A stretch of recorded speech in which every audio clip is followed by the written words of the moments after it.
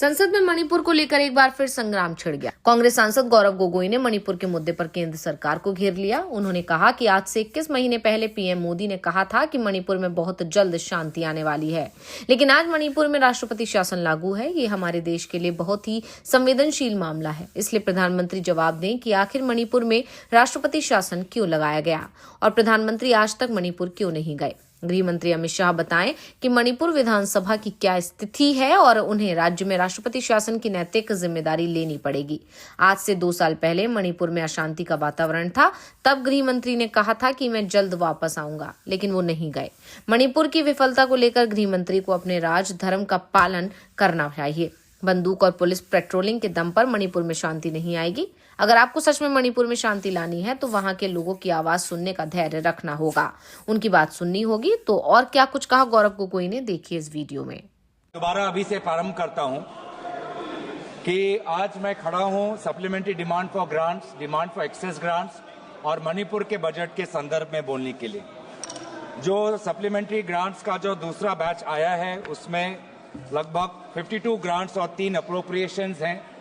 कुल मिला के ग्रॉस एडिशनल एक्सपेंडिचर लगभग 26,78,508 करोड़ का है। जो नेट एडिशनल स्पेंडिंग गवर्नमेंट का होगा वो लगभग ₹51,462 करोड़ का होगा। इसमें से largest allocation defence pension, communications, finance और एग्रीकल्चर स्कीम्स और फर्टिलाइजर सब्सिडीज पर है। सर, बहुत से इंपॉर्टेंट सवाल हैं इन सप्लीमेंट्री डिमांड फॉर ग्रांट्स को मद्देनजर रखते हुए, मणिपुर के बजट को रखते हुए। मणिपुर के बजट में finance minister has tabled a Manipur budget envisaging an expenditure of ₹35,103 crore, जिसमें से सोशल सेक्टर आउटले जो है वो लगभग 9,520 करोड़ का है। Demand for excess grants is related to the year 21-22, which has occurred in 2 grants, 2 appropriations amounting to ₹1,000. Sir, I hope the Parliamentary Affairs Minister will help us to conduct this discussion in a normal proceeding. Gaurav ji, go ahead, please. Sir, मैं आपको दोबारा बोलना चाहता हूं कि ये supplementary demands for grants आए, उसको लेकर हम चर्चा करेंगे, लेकिन आज जो विषय है देश के सामने वो बहुत गंभीर है। और बहुत अफसोस की बात यह है कि ये पूरा सरकार आज सिर्फ हेडलाइंस को कैसे नियंत्रित करे उस पे ज्यादा जोर दे रहे हैं। पूरा सरकार भाषणों पे ज्यादा निर्भर है। पूरा सरकार चाहता है कि पूरा देश उनके भाषणों, उनके इवेंट मैनेजमेंट, उनके हेडलाइंस पे ध्यान दे और वास्तविक जो स्थिति है उस पे उनका ध्यान न जाए। उसका प्रेम deputy leader of the house opposition is आपका नहीं, उधर आपका देखिए, पीछे बैठिए सब लोग। Noises coming from Treasury bench. Okay, both noises are coming from Treasury bench. We've been asking you to please restrain the Treasury bench. Please, I can hear the Treasury bench more than my colleagues. We are all hearing the Treasury bench. The House Congress Party is speaking. We are only hearing the Treasury bench till now. Please go ahead. Okay, please go ahead. Please resolve your issue. The example, I want to give the example of Manipur. Manipur सभापति महोदय 2000 आज से लगभग 21 महीने पहले जब no confidence का motion आया, उस नो कॉन्फिडेंस के मोशन में आदरणीय प्रधानमंत्री ने क्या कहा था? आदरणीय प्रधानमंत्री ने कहा था कि शांति मणिपुर में निकट है, बहुत जल्द ही शांति आने वाली है। यह आज से 21 महीने की पहले की बात है, लेकिन आज हमने फरवरी 13, 2025 को क्या देखा कि आर्टिकल 356 मतलब राष्ट्रपति शासन मणिपुर में लागू हो। सर, ये हमारे देश के लिए बहुत ही संवेदनशील मामला है और मैं चाहूंगा, क्योंकि प्रधानमंत्री मोदी जी ने खुद 2023 के नो कॉन्फिडेंस अविश्वास प्रस्ताव में स्वयं कहा कि शांति निकट है, मणिपुर में शांति आने ही वाली है, तो पहले प्रधानमंत्री हमको बताए कि राष्ट्रपति शासन लागू क्यों हुआ। और प्रधानमंत्री हमको बताए कि वो आज तक मणिपुर क्यों नहीं गए, मणिपुर क्यों नहीं गए? एक मिनट, अभी सर मणिपुर का बजट, अभी अभी एक मिनट अभी एक मिनट मैं आपको एक मिनट, आप प्लीज बैठिए एक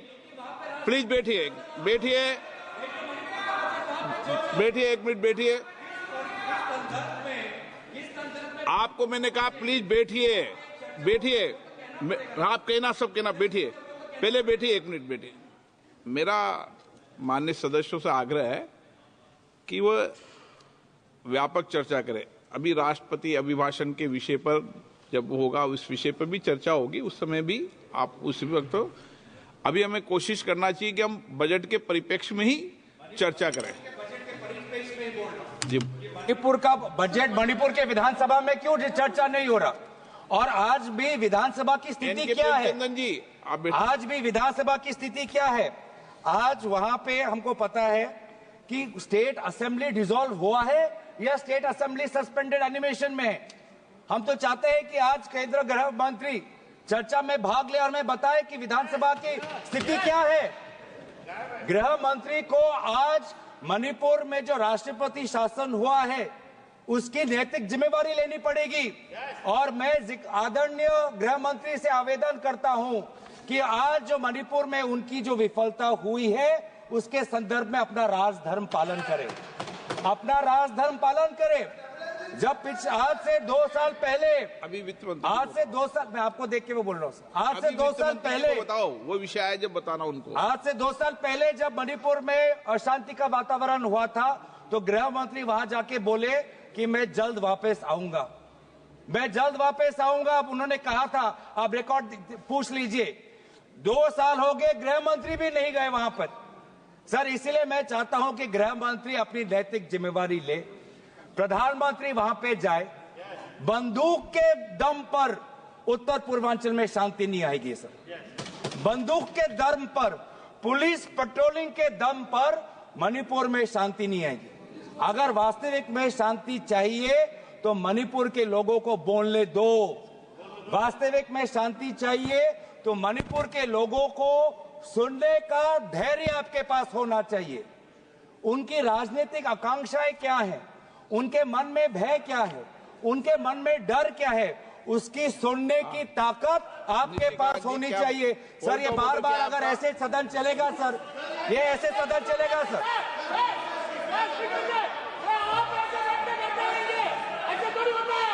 ऐसे सर वोट उठा रहे हैं ना अभी तक ये सर आप अलाउ कर रहे हैं। अध्यक्ष महोदय बहुत गलत है, मुझे अपनी बात रखने दीजिए। मणिपुर एक संवेदनशील मामला है, संवेदनशील मामला है। मैं आपको स्पष्ट कर दूं कि सदन नियम और प्रक्रियाओं से चलता है और 216 अनुपूरक अनुदानों पर वाद विवाद केवल उन मदों तक सीमित होगा जिसमें बने हो और चर्चाधीन मदों की व्याख्या करने, उनको स्पष्ट करने के लिए आवश्यक हो, उस सीमा तक मूल अनुदानों पर उससे संबंधित नीति पर चर्चा होगी। ये मेरा आग्रह आपसे। हाँ चालू हो जाएगा, आप शुरू करें। अध्यक्ष महोदय हम आपके निर्णय का, आपका मौका नहीं, हम आपके निर्णय का अध्यक्ष महोदय हम आपके निर्णय का हम सम्मान करते हैं। आपने जिस कानून का उल्लेख किया वो सप्लीमेंट्री ग्रांट्स पे के संदर्भ में है, लेकिन आपने अनुमति दी है कि मणिपुर के बजट को भी क्लब कर दिया है, तो इसीलिए मैंने मणिपुर के बजट में क्यों यहाँ पे आया है वो संदर्भ में मैं यहाँ पे बात कर रहा हूँ। पर एक बात यह है अध्यक्ष महोदय, हम आपका बहुत सम्मान करते हैं, मैं आपको एड्रेस कर रहा हूँ, आप भी मुझे देख रहे हैं, आप भी मुझे सुन रहे हैं, लेकिन आज तय करना चाहिए कि अध्यक्ष महोदय आप है या अध्यक्ष महोदय निशिकांत दुबे, ये आज तय करना चाहिए, क्योंकि आप है सर, आप है सर, आप पूरा सुन रहे हैं, ये अब तय होना चाहिए कौन है सर, तय होना चाहिए। आज सर, आज हम ये जानना चाहते हैं कि अध्यक्ष महोदय कि आज वहां पे आर्टिकल 174(1) जो संविधान का है उसका उल्लंघन हुआ है। आर्टिकल 171। एक मिनट, मैं आपको सम्मान कर रहा हूं, उनको क्यों धक्के माननीय मारिए? सदस्य, मैं आपको सम्मान एक करता मिनट, हूं। I recognise you. माननीय सदस्य, प्लीज प्लीज, एक मिनट, एक नेक्स्ट, माननीय सदस्यगण प्लीज, एक मिनट प्लीज।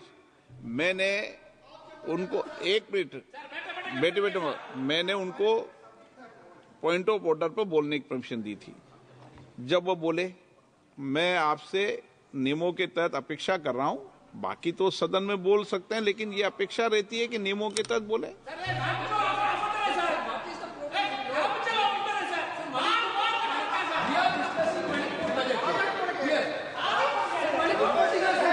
बोलिए अध्यक्ष महोदय, आप सर एक मिनट, सर एक मिनट, अध्यक्ष महोदय, आपको मैं इजाजत दूं? Point of order, I am purely on the point of order. No, अभी मैंने इजाजत नहीं दी आपको। अध्यक्ष महोदय, मैं दोबारा कहना चाहता हूं कि उत्तर पूर्वांचल एक संवेदनशील क्षेत्र है, भारत की सीमा से जुड़ा हुआ है, लोगों की संवेदनाएं वहां पे हैं।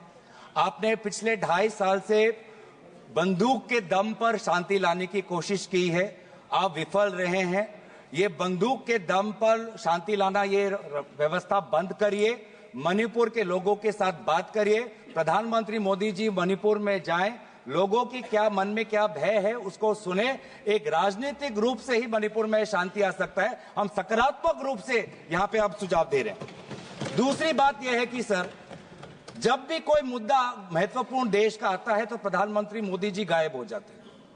अब हाल ही में मत करिए आप, देखिए, ठीक है, आप एक मिनट, प्रधानमंत्री मोदी जी से हम और अपेक्षा करते हैं, एक मिनट, शांत हो जाते हैं, शांत हो जाते हैं। माननीय जब प्रधानमंत्री, एक माननीय प्रधानमंत्री जी जब पहले भी सदन के अंदर चलते सदन में पूर्व के प्रधानमंत्री जी भी गए हैं, और जब भी माननीय प्रधानमंत्री जाते हैं सदन को सूचित करते हैं, मुझे सूचित करते हैं, और उसके बाद प्रधानमंत्री जी हमेशा सदन को सूचित करके ही जाते हैं सदन में। आप टिप्पणी करें जो ठीक नहीं है।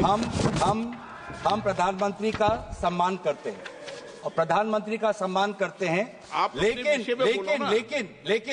इसमें जब हम वर्तमान प्रधानमंत्री का सम्मान करते हैं तो बार बार पूर्व प्रधानमंत्री पे ये लोग अपमानजनक शब्द क्यों करते हैं और उनके बातें रिकॉर्ड पे क्यों आते हैं, इसका भी आप बाद में सोचिए सर। हम सभी प्रधानमंत्री वर्तमान और पूर्व प्रधानमंत्री को सम्मान करते हैं, लेकिन जब भी ट्रेजरी बेंच से अपमानजनक शब्दों का व्यवहार होता है बार बार रिकॉर्ड पे आता है सर, और हमारे तो रिकॉर्ड में रहेगा, पता नहीं सर, कल पता चले। वित्त मंत्री, लेकिन जहां पर एक minute, through you Honorable Speaker, through you, I request the Finance Minister to read the speech of the Prime Minister during the last session. His entire speech was abusing former Prime Ministers. I have written a letter to you putting on record a number of times he has abused the chair of the former Prime Ministers. So please, before pointing fingers, अपने घर में खुद झांकिए। If it is this very clearly that I have to read the speech, Honorable Finance, I do not expect you. What is this? Stood up here. Honorable, what is this going on? You should not have the patience to listen. Have the patience to listen. You should have the patience to listen. You read through the speech. Have the patience. Gaurav ji, आप budget पे भी तो कुछ बोले हैं। आप मैं आगे बढ़ूं सर, आप तो विषय पर मैं बोल रहे हैं। आगे बढ़ना चाहता हूं। यही आपका स्ट्रेटेजी है, यही स्ट्रेटेजी है आपका, सुनने की ताकत नहीं है। दोबारा ये देखिए, यही है, यही स्ट्रेटेजी है, यही स्ट्रेटेजी, ये है सर। बार मिनिस्टर, अध्यक्ष महोदय, इधर अध्यक्ष महोदय, मैं अध्यक्ष महोदय बीच में बोल रहे हैं। अध्यक्ष महोदय, ओके, अध्यक्ष महोदय, मैं बात इसलिए उठाया हूं क्योंकि आज हमारे देश के सामने हम प्रधानमंत्री मोदी जी को सुनना चाहते हैं, क्योंकि अमेरिका के राष्ट्रपति ने कहा कि अभी भारत और अमेरिका के बीच में जो टैरिफ्स को लेके जो चर्चा हो चुका है उसमें भारत ने कबूल कर दिया है कि टैरिफ घटेगा ये टैरिफ कहाँ आ गया बीच में इस बिल में? सर टैरिफ क्यों आया मैं बताता हूँ। मैं टैरिफ क्यों आता, अध्यक्ष महोदय मैं आपको भी आपका प्रश्न मैं को उत्तर देता हूँ। ये टैरिफ इसलिए आता है क्योंकि ये टैरिफ हमारे ऑटोमोबाइल सेक्टर के साथ जुड़ा हुआ है, ये टैरिफ हमारे टेक्सटाइल के साथ जुड़ा हुआ है, ये टैरिफ हमारे जेम्स और ज्वेलरी के साथ जुड़ा है, ये टैरिफ हमारे स्टील नट्स के साथ जुड़ा है, और सबसे महत्वपूर्ण ये टैरिफ हमारे किसानों के साथ जुड़ा है। हमारे किसानों को बचाना है सर, इसीलिए हम जानना चाहते हैं कि भारत सरकार ने कौन से सब्जेक्ट्स पर अब टैरिफ घटाने की बात उन्होंने अमेरिका को सूची किया है। और ये बात तो सर मुझे नहीं लगता कि कॉमर्स मंत्रालय को भी पता होगा, क्योंकि बहुत से चीजें प्रधानमंत्री मोदी जी व्यक्तिगत उनका पर्सनल मैटर होता है, वो व्यक्तिगत रूप से वो बातचीत करते हैं। प्लीज देश के पक्ष ऐसा नहीं है। अब बैठिए आप देखिए अनपार्लियामेंट्री क्या बोल रहे हैं और पार्लियामेंट का, लेकिन जो विषय है जिस पर डिबेट हो रही है उस पर बात करेंगे ना आप पॉलिटिकल बात करेंगे क्या? ये राष्ट्रपति अभिभाषण पर चर्चा है क्या? बजट पर चर्चा है तो करो आप, ये तो तरीका ठीक नहीं है ना। आप उपनेता हैं, नहीं ये तरीका ठीक नहीं है। आप बजट पर करें, सप्लीमेंट्री ग्रांट पर करें, मणिपुर की सप्लीमेंट्री ग्रांट पर करें। हाँ माइक बंद हो जाएगा। सर हमें किसानों की बात करनी है, ऑटोमोबाइल सेक्टर में जो काम करते हैं वो बात करनी है, टेक्सटाइल्स के सेक्टर में जिन लोगों की रोजगार मिलती है उसकी बात करनी है। तो सर उसके हित में हम बोल रहे हैं कि कौन से क्षेत्र में टैरिफ घटा है, ये बात हमें प्रधानमंत्री मोदी जी बताएं, क्योंकि बहुत से मामलों पर वो व्यक्तिगत रूप से करते हैं नेगोशिएट। राफेल के मामलों में व्यक्तिगत रूप से उन्होंने नेगोशिएट किया, तो इसमें भी हम जानना चाहते हैं कि कौन से विषयों पर भारत टैरिफ घटाएगा। और ये भी हम जानना चाहते हैं क्या भारत ने सोचा है कि हम अमेरिका पर रेसिप्रोकल टैरिफ्स लगाएंगे? क्या भारत ने ये सोचा है? देखिए माननीय सदस्य, मैं आपको फिर बोल रहा हूं, नहीं तो मुझे टोकना पड़ेगा। सदन नियम प्रक्रियाओं से चलेगा, 2-6 में क्लियर नियम प्रक्रिया है। मैं आपको बार बार आग्रह कर रहा हूं और बार बार विषय को डाइवर्ट करते हैं और आप फिर कहेंगे मुझे बोलने नहीं दिया। सदन तो नियम प्रक्रियाओं से चलेगा, बोलिए। लेकिन सर कॉमर्स मंत्रालय से है सर, पूरा देश देख रहा है, पूरा देश जानना चाहता है सर। क्या जानना चाहता है? आप 15 से 19 जो इस पे बोले ना, टैरिफ को लेके पूरा देश चिंतित है सर। हाँ। ट्रेड डेफिसिट को लेके पूरा देश चिंतित है सर। हम पूरा देश लास्ट बार आप अगर इधर उधर बोलेंगे तो मुझे दूसरे वक्तव्य को बुलाना पड़ेगा। क्लियर कट बात है, आप बोलिए सर। पूरा देश देख रहा है सर। हाँ ठीक है, सदन तेरा देश देख तो नियमों से चलेगा, नहीं चले नियमों से चलेगा। सदन पूरा देश देख रहा है, चलना है। बोलिए तो ठीक, सदन पूरा देश नहीं बोलने देंगे सर। बार बार ऐसे उदाहरण आते हैं, बार और आप बीच में डिस्टर्ब मत कीजिए। बार ऐसे उदाहरण आते हैं कि सरकार एक कदम लेती है और फिर 2 कदम पीछे जाती है। उसका एक और उदाहरण है sovereign gold bonds. Sovereign gold bonds ये सरकार ने 2015 में लाए। 2015 में ये सरकार ये सॉवरेन गोल्ड बॉन्ड्स इन्होंने शुरुआत की, और अभी हाल की बजट में जब इनका पूरा ये स्कीम फियास्को हो गया, पूरा स्कीम फ्लॉप हो गया, अब ये स्कीम को बंद करना चाहते हैं।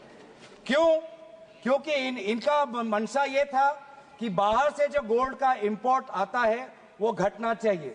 इनका प्रेस रिलीज में यही सरकार का ये था जब सॉवरेन गोल्ड बॉन्ड्स आया।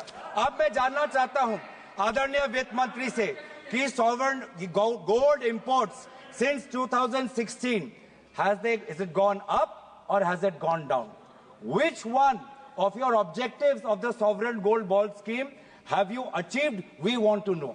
You got the sovereign gold bond scheme thinking that government borrowings, it will help government borrowings. But now your liabilities are such that even in this budget you have to pay around 8,900 crores, and in a few years from now the government liabilities has exceeded by 930%, and you have to pay close to 1 lakh crores, and that is why close to 67 tranches of sovereign gold bond payments have been withheld by this government. And this shows, again, in this government, they only care about headlines, they only care about speeches, they only care about optics. They don't know what is happening on the ground.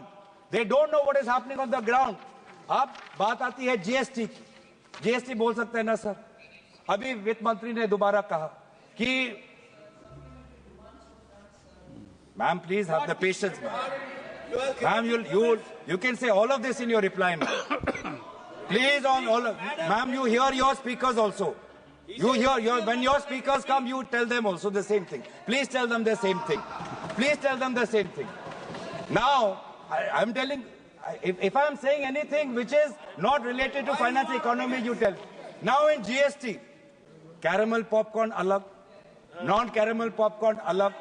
Now GST में sir former chief of economic adviser, इन्हीं के सरकार के time में former chief of economic adviser ने कहा है कि सिर्फ रेट कट से नहीं होगा, आपको जीएसटी स्ट्रक्चर में सुधार लाना है. लगभग 100 रेट है, इतने सारे सेसेस है, मल्टीपल टैक्स स्लैब्स है. आज तो सर आप हैरान होंगे ये जानने पर, आज मंदिर पर भी जीएसटी है. जो सरकार धर्म को लेके आज वो लोग बीच में जाती है, देश के बीच में, आज उन्होंने कुछ वर्षों से पहले मंदिरों पर भी उन्होंने टैक्स लगा दिया है जो Hindu religious and charitable endowments पे आते हैं. और एक स्कूल पेंसिल पे भी, एक स्टेशनरी पे भी, यूनिफॉर्म पर भी इनका जीएसटी है. और जीएसटी मैडम आदरणीय अध्यक्ष महोदय, GST has become the new tool for blackmail, extortion and evasion. GST rate has become the new architecture for harassment, and evasion has also become easy. Evasion has increased from 2020. In 2023, evasion of GST has doubled to 2 lakh crores. अब इन्होंने एक और harassment का tool निकाल रहे हैं, वो है इनकम टैक्स बिल में, जो फिलहाल कमिटी में है. लेकिन इनकम टैक्स बिल में एक प्रावधान है कि आज एक इनकम टैक्स का ऑफिसर आपके मोबाइल फोन में, आपके कंप्यूटर में पूरा वो चीजें देख सकता है, पूरा सोशल मीडिया आपको देख सकता है. इतना ताकत जो हमारे सरकार के इंफॉर्मेशन टेक्नोलॉजी एक्ट 2000 में नहीं है, इतना ताकत जो डिजिटल प्रोटेक्शन एक्ट 2023 में नहीं है, उतना ताकत आज ये इनकम टैक्स ऑफिसर्स को देना चाहते हैं. और इनका क्या मंशा है हमको सब पता है. Income tax is just the way they are using it is harassing people, harassing shopkeepers, harassing small traders, harassing small businessmen. And आज यही आज लोगों के बीच में चिंता है.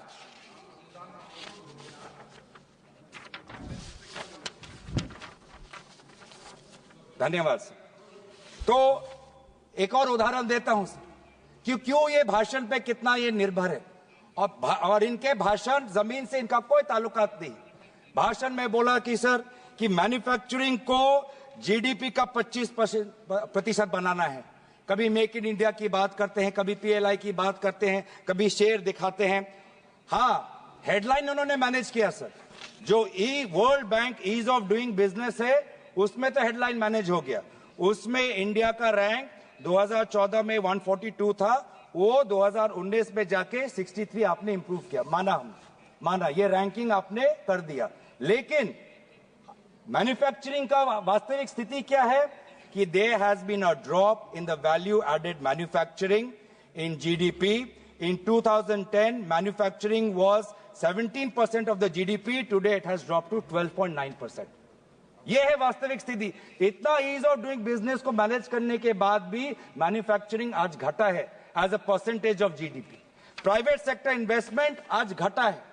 आज प्राइवेट सेक्टर इन्वेस्टमेंट कहां पे होना चाहिए सर? उन क्षेत्रों में, उन सेक्टरों में जहां पे हमारे लोगों को मजदूरी मिलती है, रोजगार मिलता है. वो सेक्टर्स क्या हैं? वो सेक्टर्स है apparel, leather, textiles, food products, would, paper. But यहां पे जिस प्रकार से सहायता होनी चाहिए नहीं मिल रही. यहां पे जिस प्रकार से ग्रॉस वैल्यू एडिशन ग्रोथ होना चाहिए नहीं हो रहा है. वास्तविक में क्या हो रहा है कि जो बड़े बड़े कंपनी आते हैं, उनको जहां जहां निवेश करना होता है, उनको जहां जहां अपना प्रॉफिट बढ़ाना होता है, उन जगह में पीएलआई स्कीम्स और विभिन्न प्रकार के सरकारी की तरफ से उनको समर्थन मिलता है. लेकिन जो मध्यम वर्ग है, मध्यम वर्ग की स्थिति बहुत ही कमजोर है. इसीलिए हो क्या रहा है सर? पलायन हो रहा है देश में. आप देख रहे हैं सर, बहुत मुझे भी दुख होता है, पलायन हो रहा है और हर वर्ग में पलायन हो रहा है.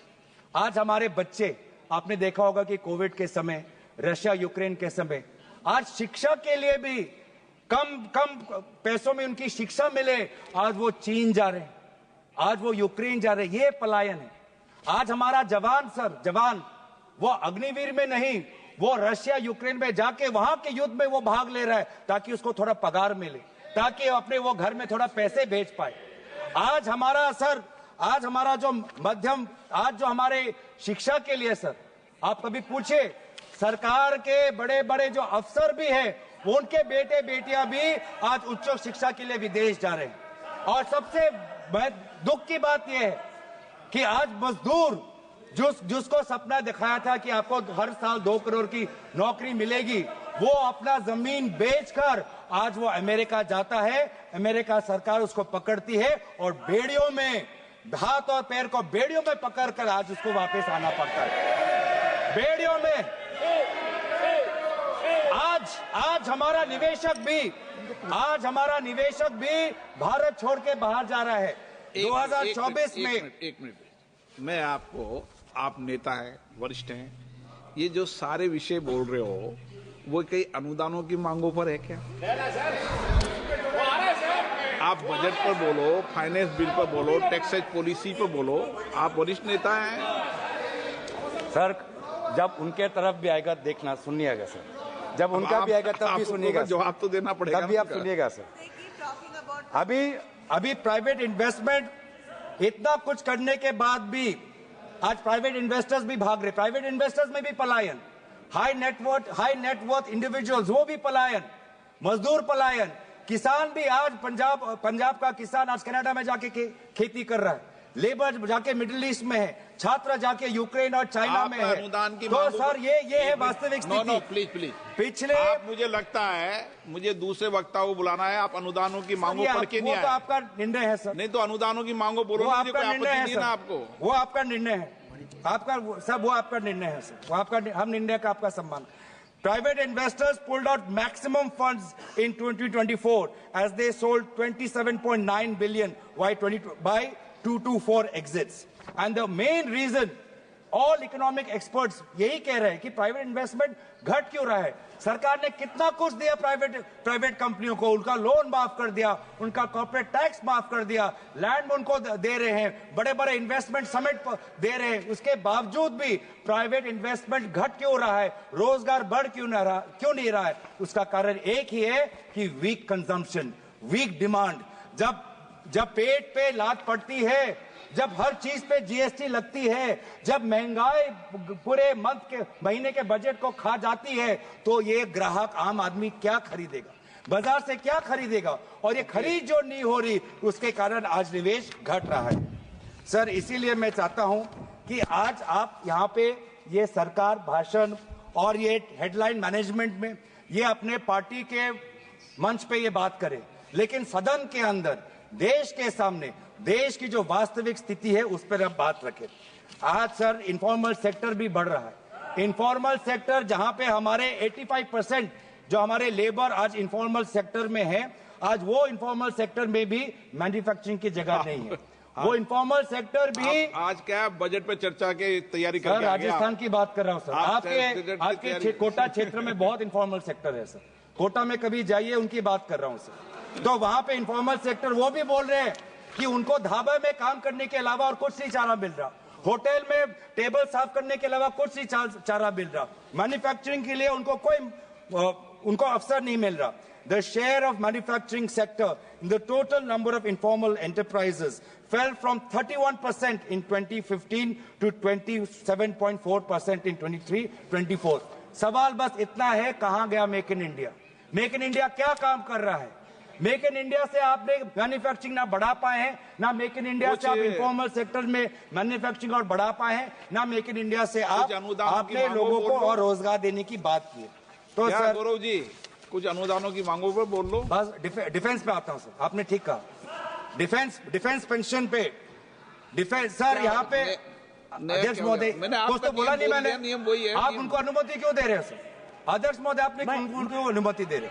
आपने अभी मुझे सुझाव दिया है, आपने अध्यक्ष महोदय अध्यक्ष महोदय, आपने मुझे बोलने दिया है तो आप मुझे मेरी बोलिए, बात खत्म को करिए, सुनिए। खत्म कर दिया आप। तो यहाँ पे अध्यक्ष महोदय, ये जो नया जो सप्लीमेंट्री ग्रांट्स आया है, इस पे यूनिफाइड पेंशन स्कीम की बात की। पूरे हर देश में सरकारी कर्मचारी कह रहा है यूनिफाइड पेंशन स्कीम नहीं चाहिए, हमको पुराना पेंशन स्कीम लाइए। उनकी मांग आज हम सदन के अंदर रख रहे हैं। आज डिफेंस पेंशन, आज सप्लीमेंट्री ग्रांट्स की बात करें, डिफेंस पेंशन का उल्लेख किया गया है, लेकिन डिफेंस पेंशन भी, आज डिफेंस का व्यक्ति भी ये कह रहा है कि कैपिटल इन्वेस्टमेंट जो होना चाहिए वो मात्र 25% है। डिफेंस का टोटल बजट जो आज है अराउंड $79 बिलियन है, जबकि चीन जैसा एक जो देश है, तुलना के तौर पे कह रहा हूं, लगभग $256 बिलियन उनका इन्वेस्टमेंट है। हर दुनिया के हर कोने में विभिन्न देश अपने डिफेंस बजट को बढ़ा रहे हैं, यूके में बढ़ा रहे हैं, जर्मनी में बढ़ा रहे हैं, लेकिन हमारे देश में मात्र 4% रहा है डिफेंस बजट। तो इसीलिए ये अग्निवीर और डिफेंस के पेंशन बजट को, ये जो अकाउंटिंग जो करना चाहते हैं, इसको आप परे रखिए। राष्ट्रीय सुरक्षा को एक अकाउंटिंग एक्सरसाइज मत बनाइए। राष्ट्रीय सुरक्षा को अकाउंटिंग और ऑडिटिंग के नजर से मत देखिए। राष्ट्रीय सुरक्षा को हमारे टेरिटोरियल इंटेग्रिटी से देखिए। तो सर, मैं ज्यादा वक्त आपका नहीं लेना चाहता, आपने बहुत हमें समय दिया है। आपने ये भी देखा कि बहुत से समय सत्ता पक्ष के लोगों ने भी लिया है, तो इसलिए मैं चाहता हूं कि हमारे साथ नाइंसाफी ना हो, हमारे पार्टी को पर्याप्त हमें समय मिले। हम बार बार दोबारा उसी चीज में आऊंगा, क्योंकि मणिपुर का बजट आज क्लब हुआ है। गृह मंत्री को नैतिक जिम्मेदारी लेते हुए अपने राजधर्म का पालन करना चाहिए और प्रधानमंत्री को मणिपुर जाना चाहिए। धन्यवाद।